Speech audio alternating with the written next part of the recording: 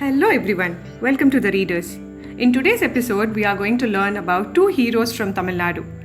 The Sepoy Mutiny, as we all know, is generally considered as the first war of independence against the British that broke out in many parts of North India in the year 1857.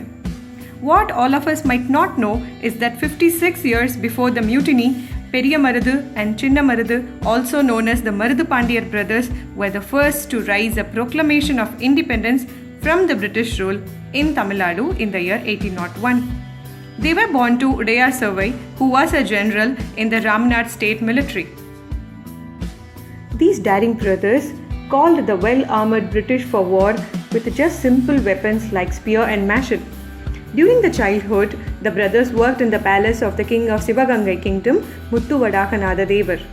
They developed their skill in warfare and artillery and got trained in martial arts. They were experts at using the Valari boomerang. Once, the brothers had saved the king from a tiger without the use of weapons.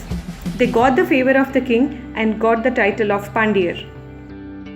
When they were in their 20s, the Nawab of Arcot, who had the overlordship of the southern kingdoms, sent the officials of the East India Company to collect taxes from the king.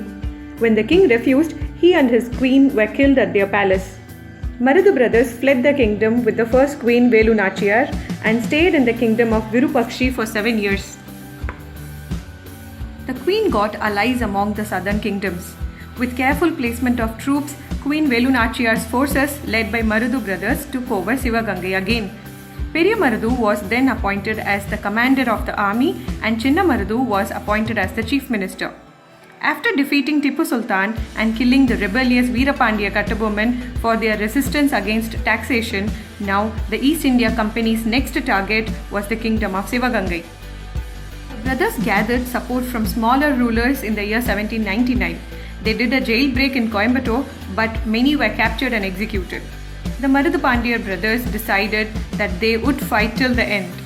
They planned another jailbreak in the year 1800 in order to release the brothers of Veerapandiya Kattabomman, Umadurai and Sevatiya from the Palayam Kottai jail.